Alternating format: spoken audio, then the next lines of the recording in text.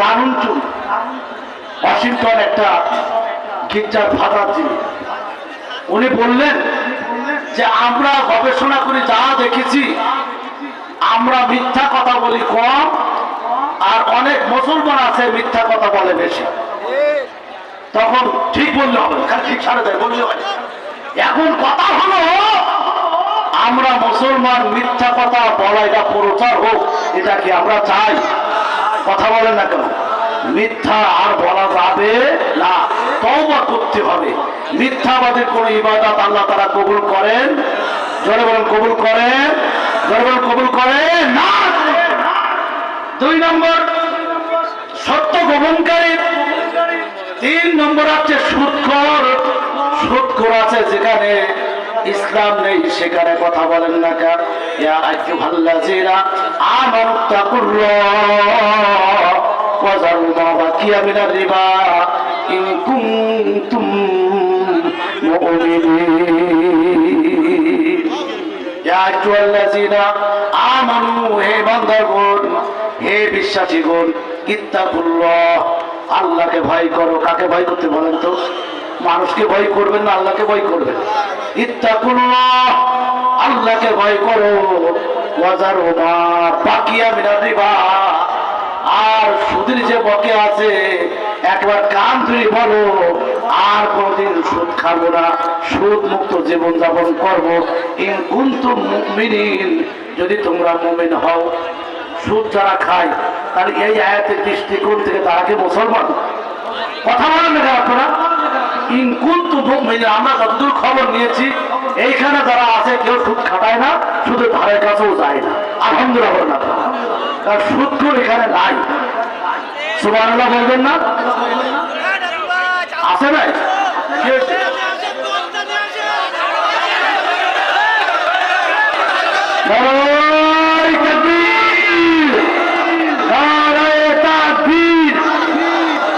প্রধান বক্তা এসে গেছে, অসুবিধা নেই, এগুলো বলার প্রথম এসে গেছে, এসে গেছে। 4 নম্বর হচ্ছে জাদুকর। 4 নম্বর কি বলেন তো? জাদুকর। 5 নম্বর মাদকাসক্ত। হ্যাঁ, 5 নম্বর হচ্ছে মাদকাসক্ত। 6 নম্বর হচ্ছে অহংকারী। 7 নম্বর পারিবারিক অধিকার লঙ্ঘনকারী। সমাজে এরকম লোক আছে কিনা বলেন? কথা বলেন না কেন? হুজুর আসতেছে, কথা বলার দরকার নেই, হুজুর আসতেছে, হুজুর চলে আসতেছে, হুজুর এসে গেছে। আপনাদের টেনশন মুক্ত থাকেন, শোনেন, আপনারা টেনশন মুক্ত থাকেন। হুজুর যে এসেছে আপনাদের কোন সন্দেহ আছে? একটু জোরে বলুন তো আলহামদুলিল্লাহ, আর জোরে বলুন আলহামদুলিল্লাহ। হুজুর এসেছে, আসবে, আমি ছাড়ি দেবো, কোনো সমস্যা নেই। হুজুর এসেছে, জি। এরপরে অন্যায়ভাবে হত্যাকারী। 9 নম্বর ভণ্ড প্রতারক। 3 আপনার 10 নম্বর হচ্ছে পিতামাতার অবাধ্য সন্তান। কথা বলেন না কেন আপনারা? সব কিছু হয়, বাবার জন্য কোনো বাজেট থাকে না, মায়ের জন্য কোনো বাজেট থাকে না। এরকম কুলাঙ্গার ছেলে মেয়ে আছে কিনা বলেন? ভাইরা আমার, বন্ধুরা আমার, 2 নম্বর আল্লাহ, 3 নম্বর আল্লাহ তাআলা বলছেন, আমার সঙ্গে বলুন, বিসমিল্লাহির রহমানির রহিম।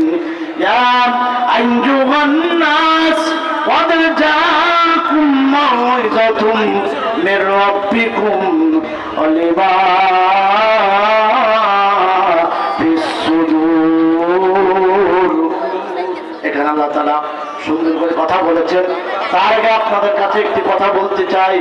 আল্লাহ তাআলা বলছেন, মানজাল্লাযী ইউরিদুল্লাহ ওয়ারদান হাসানা ফায়ুদাইফাহু লাহু আদওয়াফান কাসীরা আল্লাহু ইয়াকবিদু ওয়া ইয়াবসুতু ওয়া ইলাইহি তুরজাউন। আল্লাহ তাআলা বলছেন, মানজাল্লাযী, কে আছো? ইউরিদুল্লাহ, আমি আল্লাহ আমাকে হাওলাত দেবে, আমাকে কর্জ হাসানা দেবে।